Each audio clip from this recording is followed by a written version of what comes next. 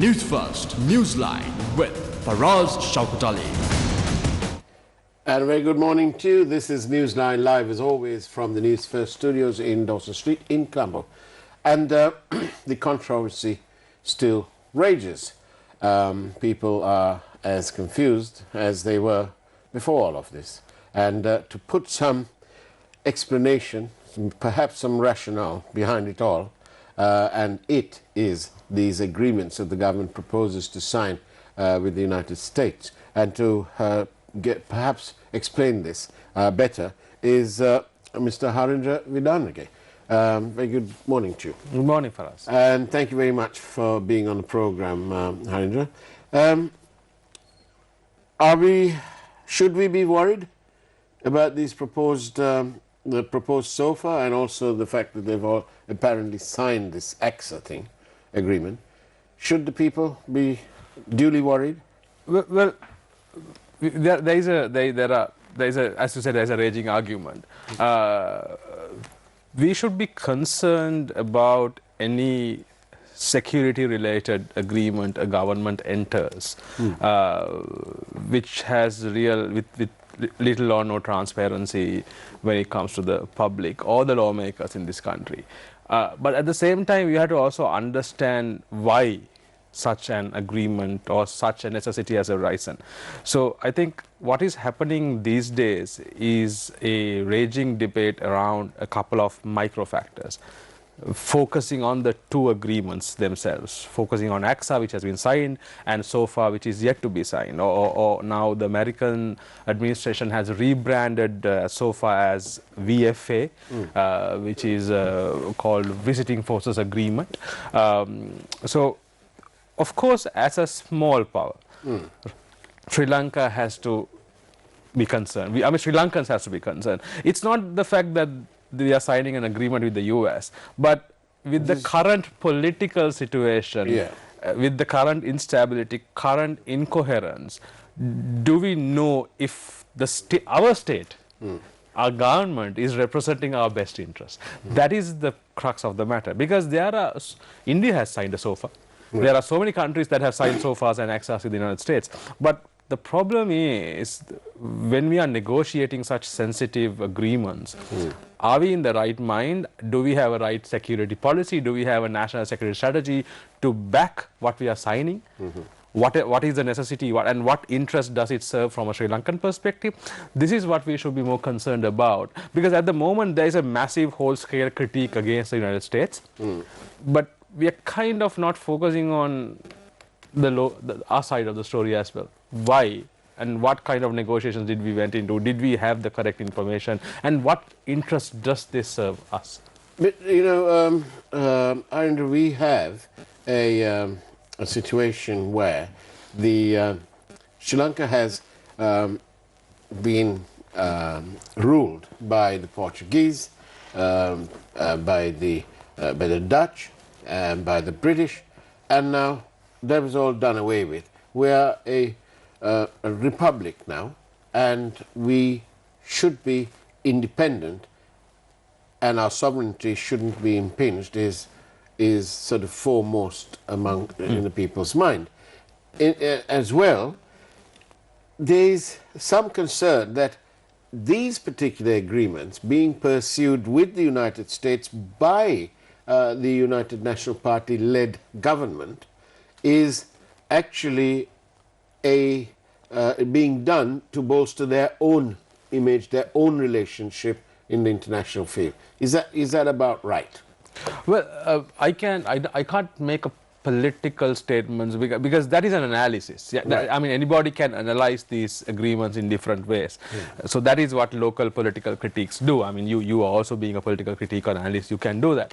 But my major concern is not that. My major concern is within the last few years, the Sri Lankan government has entered or are in negotiation to sign a panoply of agreements, not just with the United States, and there are bilateral agreements there are two with Singapore and India about trade, and there are a panoply of agreements that we are we have signed with China and to be signed with China. Yeah. So, for example, just after the Easter attacks, the Sri Lanka's president has signed a couple of security agreements with China, and actually we don't know anything about those agreements. Right. So at the moment, the most controversial one with the US is being negotiated, the SOFA or the VFA, and I think there are issues with immunities that the US service personnel will get through a VFA. That is the thorn of the of contention at the moment.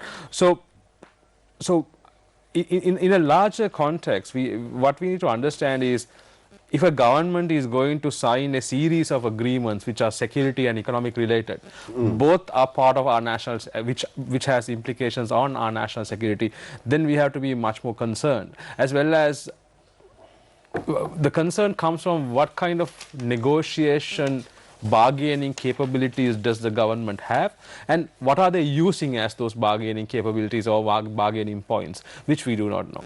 Because my point is, Faraz, is that we have to understand a certain reality. You said we are independent, but a certain global political reality coming from international relations scholars like us is the fact that the world has been living under the US hegemony ever since the fall of the Soviet Union, and we are in a situation where that hegemony is kind of lapsing. The larger US power hegemony is gone, but still the US is the preponderant power in global politics, and the US will do everything in its capabilities to maintain that. So security agreements from a US national interest is a very important thing for the American government, and because that helps them to keep their position alive in the global context. But there are contenders, and that competition is playing out significantly in the Indian Ocean, and we are in middle of it.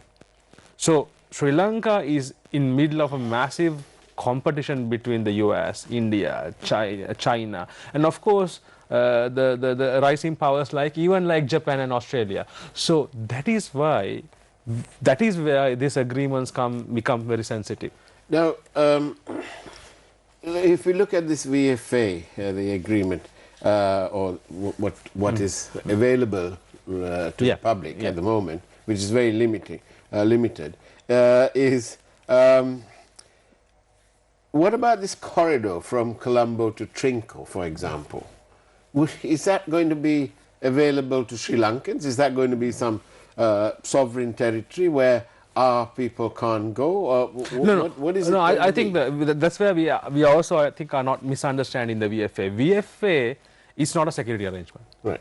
VFA is not a security arrangement. VFA is a facilitating the movements of US security personnel. Right.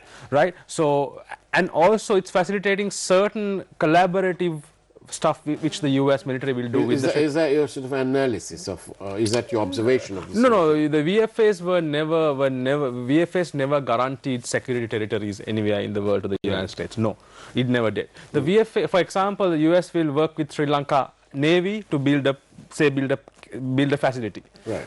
Then for who? That's for the Sri Lankan government. Right. VFA does not provide there is no space for the US to build. So what is this corridor then? That I'm not too sure about this idea of the corridor. This is the whole thing.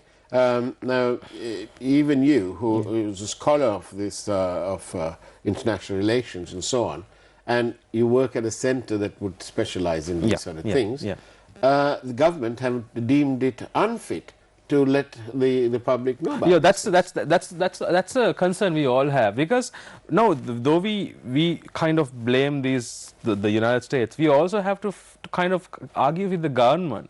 The US has still not said no to publicize AXA. Yeah. Actually, if the government wants, the government can do a consultation and provide details to the public. Is it because the government... The US is not preventing that. Is it because the government knows it is going, when they put details out, this kind of conversation is going to be multiplied by a million times?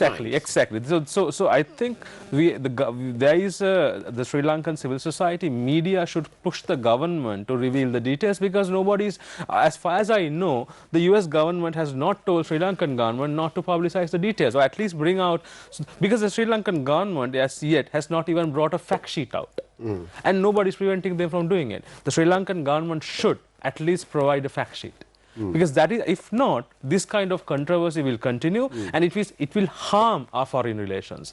It will make unnecessary enemies out of countries like the US, when we should understand the sensitivity of the time that we are living in, given the current geopolitical context. Sri Lanka cannot pretend that there is no competition outside our borders. Well, but the problem is that they seem to realize that a sort of a slight shift away from true non-alignment, pure non-alignment, which was easy, like you said earlier, you know, in a Cold War context, that was easy. Yeah. But now when we have many competing powers, it does seem rather partial when our government engages only one, and it just so happens to be the United States. So this is the point. See, 21st century diplomacy, non-alignment is not the best option. I'm sure there are many others who would disagree with me, but given the sophistication and the complication of the players around us, it's very hard for a country to be non-aligned. And the moment you say you are non-aligned, you push yourself to a corner, and then some power can twist you. But if you say, no, hey, look, we are going to be engaging. Multiple engagement is our foreign policy. We'll engage with the US, we'll engage with India, we'll engage with China, and we'll engage with any other regional power when it's deemed necessary. But not on the level that appears to be suggested under these agreements. Well, these agreements do not demand our foreign policy to be like that. But the problem is de facto, isn't it? If you have the Americans here in great numbers, and their military can march in and march out, and quite literally march in uniform or out without any and enjoying diplomatic immunity and departure from being liable under our law, then you'll find the Chinese asking you the same thing, the Indians asking you the same thing, and God knows who else. No, let me again clarify. I think I'm trying to be objective here as much as possible. I think I don't think there is going to be a massive marching in of US military, because it's not because the Sri Lankans, I mean, I don't think even India would would allow that, or India would be very concerned to see a huge contingent of US military in Sri Lanka. But the point I agree with you is the fact that if the government keeps on kind of trying to hide details and trying to at least kind of mitigate and bounce it off, and that creates a very bad impression. Well, it typically is what's happening right now. So that because they seem to not want to be transparent about these matters. Yeah, there are two realities. One reality is, even if you're a democracy, you can't be as transparent. Globally, in the context of national security, there are certain limits of transparency. Even the biggest national security democracies. But those limits about national security seem to have gone out the window as we saw at a recent parliamentary select committee, when all our top intelligence people were subject to all sorts of things. Well, I know it's a different, conversation. Sort of different conversation, but it's the same kind of thing. If they want to be transparent about that, then you need to be transparent about this. They need to be transparent about. So see, the problems arises because we don't have a proper national security strategy or a national security, a larger national security framework. So what's happening now is the government, certain elements of the government is so adamant, we are not going to tell you, but that's creating as this atmosphere of distrust and also theories that talk about massive troops incursions. I mean, so that harms our own national interests, as well as it harms our relations with other countries like China and like India. At the same time, it is also, I think, making the Americans worried that the Americans would ask, okay, why are you not talking about the agreements with China?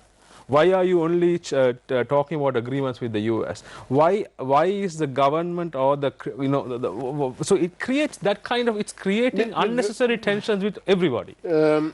As you know, on Newsline, we encourage you to send us questions by SMS to 0772 300 305. And thank you for some of the questions that have already come into the systems. One of them, Harindra, is for you. They want to know whether your centre has any funding from the United States. No, where centre has no funding from any country. So it's funded locally? It's self-funded. It's funded by the Bandaranaike National Memorial Foundation. We don't take any funds from any country. So you don't have any consultants from USA? No.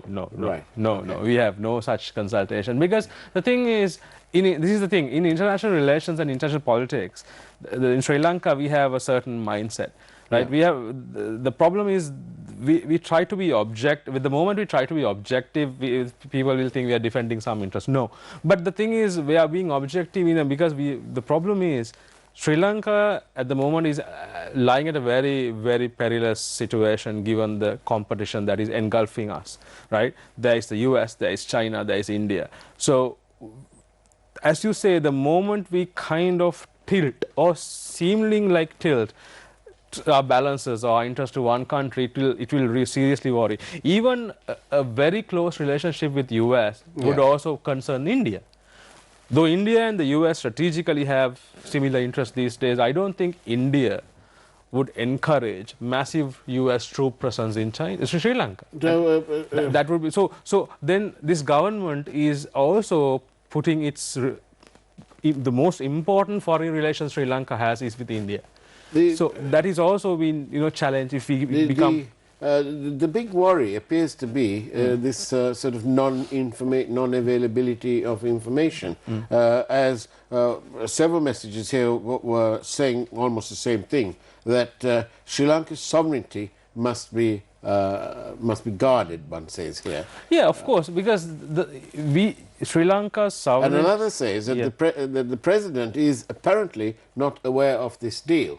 And that was what I was going to ask you about. How come these agreements get signed off by officials when even Parliament hasn't had a chance of debating it, which is the people supreme? So this is the hard part of the hard reality. The hard reality is, if you are signing an agreement with a power like the United States, all these agreements at the end serve primarily US security interests, not Sri Lanka security interests. So what we have to do, what we try to do, is at least make use of that agreement that will serve our interests as well. Yeah. Because this is the reality. It's not because, see, India has a SOFA with the US, but India has significant bargaining power with the US and leverage. But when we sign a SOFA with the US, our bargaining power, our leverage is quite less. So that is where I think politically, the political mess we are in at the moment is not creating a conducive environment where we can have a wider political consultation among. Is this sort of to balance the books now that they've gone and handed over, quite literally handed over the Hambantota port to the Chinese, and so they feel that America's now knocking on the door and saying, well, hi guys, what about something for us? Well, is this a balancing act? Because then, in that case, where is India going to come in? Well, I think India is very much India is very, very much aware of what's happening. I mean, this is why Prime Minister Modi made the second stop after his second, election victory in Colombo, after Maldives. It's very clear. India in the next few years will definitely intensify its neighborhood policies and neighborhood presence. Right, so India is in the cusp of, because with Modi's victory this time, it breaks the Nehru-Gandhian worldview of India, as well as India's foreign policy, which was kind of Nehruvian Gandhian, which did not take India seriously into the larger world, in Indian presence, India's interest. But Prime Minister Modi has made it very clear. He has the eastward drift. He wants to be, India wants to be the top regional player. And that's what I'm saying. So India's interest in engaging with the region will intensify. Right. And that adds the whole China-US dynamic. So we are living in a time when all these countries are intensifying their interests in the region, and we are in a political crisis. So that is the worst time to have a political crisis when that is why we are kind of subject to these things. It's easy to push agreement because there is less consultation, there is less. When you have officials signing away these things, our minds immediately goes to the current situation, in terms of for example, what's happened yesterday and some weeks ago. when the defense secretary stepped down in the light of some those allegations that he did or he didn't know about the intel. So you find these officials have made decisions. The country is sort of lumbered with it, they're lumped with it, if you like. And isn't this the same sort of thing that that is happening here? This agreement is of the most utmost seriousness, and we have some official who signed it away. Parliament, people haven't had a chance. Yeah, I think that is a concern. I think that is where the government would have faltered and has faltered, I suppose. At least there has to be some kind of a parliamentary select committee on foreign affairs, as well as at least national security, who could have this. And that is many other questions saying that this is the first time in 71 years, apart from the IPKF, who were stationed up in the north and sort of only isolated there. It's the first time we're going to have potentially have foreign troops here, and who are enjoying diplomatic immunity and therefore will not come under Sri Lankan law. And somebody's referring to the incident in Okinawa in Japan, isolated as it may be, but you know, incidents like that. That's I think that is where the government has to be very, because I think the government has still not signed it, but I think if the government is to sign it, we have to have an understanding of what kind of diplomatic immunity we are offering. If not, it's not just in Okinawa, Faraz. Yeah. There are I'm sure there are incidents all over the world. But and that is one analysis where SOFAs where a lot of countries are very worried about SOFAs, because all these US military personnel will be, they say they will be tried. So they will be tried in military courts in the US. So the problem is, would the locals get the justice they demand? Well, exactly, because if you examine the case of Jamal Khashoggi, it's very clear that President Trump is branding about the $4.5 billion arms transaction with the Kingdom of Saudi Arabia, and therefore the life of Jamal Khashoggi, a journalistic brother to us in this industry, is quietly, conveniently forgotten. Yeah, I mean, there are so many cases like that where there is serious, I mean, there are serious allegations that the US would have not delivered justice. So there are cases of rape where US soldiers have committed in countries where SOFAs are on, and probably have not got the same justice they would have got under the local jurisdiction. So this is where I think we have to be very careful when you do the final signing on the SOFA or the VFA, which has not been done yet. But I have a feeling the American administration would want it to be signed before October, because that is when their fiscal year ends. So because the US, for the first time for a long time, I think, is pumping a lot of money to our military. So there is, I think, $39 million in offer to Sri Lanka. That's quite a figure for. I mean, $39 million is chicken feed for some of our corporates. But I think that's $39 million is, come on. That's yeah, but that kind of support hasn't come to Sri Lankan military from the US for a long time. Isn't it also, we have the US ambassador, as the ambassador may want to, saying that the US has no plans or intentions to establish a US base in Sri Lanka. We're not talking about a base, are we? No. I think basing is a very different thing. If you want to set up a base, the host government has to make the initiation, and so this is not that. They're taking this. They're trying to take the conversation somewhere else. No, I think that is because of the whole political controversy in Sri Lanka, where there is argument the Americans have. As far as I know, a basing agreement is very different from a VFA or AXA. These are a basing agreement needs. But this is a bit of a sort of a red herring or something else. Is kind of a deflection, because nobody's ever mentioned basing. No, I don't think, because the Sri Lankan government cannot do it. Right? Given our political system, to go for a basing agreement, it has to be initiated from the host country. Right. And I don't think Sri Lankan government, any politician, any statesman in Sri Lanka with the right mind want an American base in Sri Lanka, which would have serious concerns with our own system, India, China. I don't think we can ever have it. Here's somebody who's reflective of this question, this question that they are asking, I've fielded this on the telephone several times this week, and that is this: why did this sort of extension agreement contain more pages than the one before, and therefore, what are they hiding? Are they appearing to I be think, as hiding far it? as I know, to clarify that as well, the AXA has, I think, a lot of huge annexure.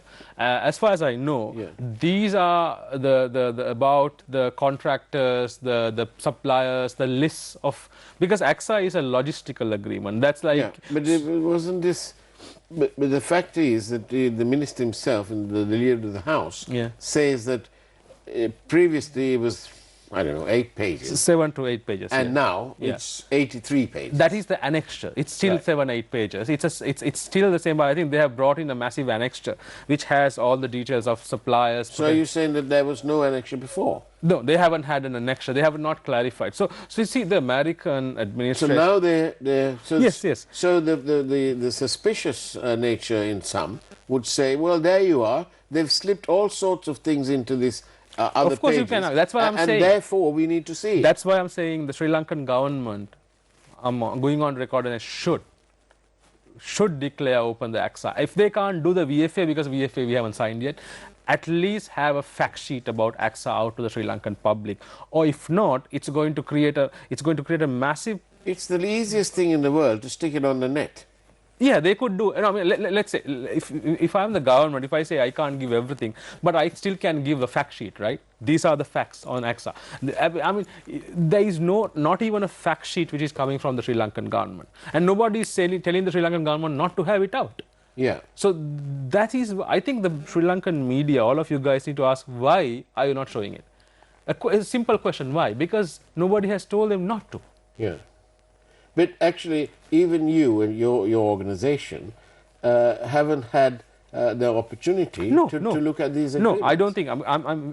My organization is not government, but at least an organization like the Foreign Ministry's think tank, which is the Kadirigama Institute, they could actually have a conversation about it, and at least invite people like us, or invite some media to have a discussion, because that can come through the Foreign Ministry. But I think that is where we are lacking the transparency. I seriously think the government should be more transparent. I mean, they don't have to go to the extent of revealing all state secrets, but since this is they seem happy enough to do that with the ongoing commission. Exactly. So if so why not have a consultation at least on AXA? But honestly, if we look at all the messages that we keep getting, the telephone calls and so on that we get, people are genuinely concerned, of course, for the status, because anyone don't. should be, because if a small power like Sri Lanka is going to sign an agreement with the world's still the most powerful country on earth, there's a lot to lose always in somebody's mind. I mean, why is Sri Lanka suddenly all very interesting and exciting for everybody? The Chinese want this, the Americans want that. God knows what the Indians want. It's a very simple. Why? It's a very simple answer. The global political landscape is changing. After the Second World War, the US-led West dominated the world, global politics. But it's very clear with China's rise, there is a big challenge to that Western hegemony. And most of that rivalry is played out in the connecting corridor of the Indian Ocean, and we are sitting right in the middle of it. So it makes us the ultimate target of the status quo power, that is the United States, the rising power China, and also the regional hegemon India. So it's a three-way power struggle that we are really sandwiched in. And how much of this is to do with elections and politics? Because look back, remember the drone? The US. Oh yes. Remember that? Yeah, this is what I pointed out in our conversation, Faraz. And somebody else is asking the same question. Yeah, the point is, every international political move has certain domestic connotation. Look at the drone incident where the Iranians shot down a very sophisticated US surveillance drone over Strait of Hormuz, and that was the very day that Donald Trump announced his rerun for election in the US. So none of the global political events are devoid of connection to domestic politics. So what we are going to see in the next few months will definitely have a real connection between Sri Lanka's domestic political scene and the global scene. That's something to watch out. Thank you. Unfortunately, Harindra, we've run out of time, and we always run out of time when we're having a good time. But thank you very much for your time. My pleasure. And I hope your next meeting goes to plan. Thank you. And so that's about it. Thank you very much for watching Newsline. Have a safe and enjoyable Wednesday. Do take care, and of course, God bless.